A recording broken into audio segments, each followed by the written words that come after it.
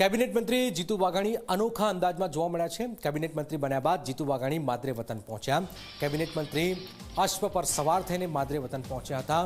માદરે વતન નાના સુરકામાં તેમનું ભવ્ય સ્વાગત કરાયું। કેન્દ્રીય મંત્રી, ધારાસભ્ય સહિતના મોટી સંખ્યામાં લોકો જોડાયા હતા। મંત્રીએ ખેડૂતોને વધુ પ્રાકૃતિક ખેતી તરફ વળવાનો અનુરોધ પણ કર્યો હતો। જોઈ રહ્યા છો, કૃષિ મંત્રી બન્યા છે જીતુ વાઘાણી અને ત્યાર પછી એમના ગામમાં નાના સુરકા એમનું ગામ છે, ત્યાં એમનું સ્વાગત કરાયું। ઢોલ નગારા તાલે એમનું સ્વાગત કરાયું। આપ જોઈ રહ્યા છો, મંત્રી બન્યા બાદ પહેલી વાર તેઓ ત્યાં પહોંચ્યા અને તેમનું સ્વાગત કરાયું હતું।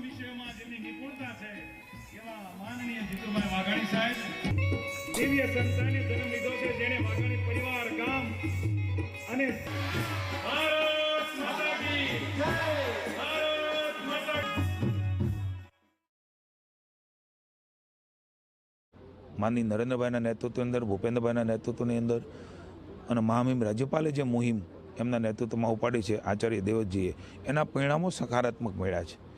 હજારો લાખો એકર જમીન, આજે પ્રાકૃતિક ખેતી, ઝીરો બજેટ, આપણે બધાને જરૂર છે કે ખર્ચ બહુ થઈ રહ્યો છે, તો ખર્ચ ઓછો કરવા માટે ઝીરો બજેટ ખેતી, ગૌ આધારિત ખેતી એ શ્રેષ્ઠ ઉપાય છે।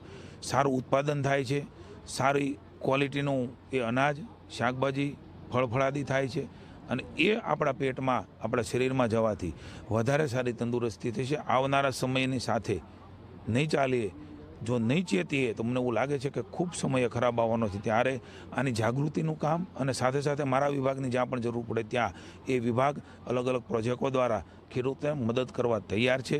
જૂની માનસિકતામાંથી બહાર નીકળીને, જૂની રીત રિવાજો, રૂઢિગત બાબતોમાંથી બહાર નીકળીને જેના સકારાત્મક પરિણામો મળ્યા છે, પોઝિટિવનેસ સાથે આપણે સૌ આગળ વધીએ।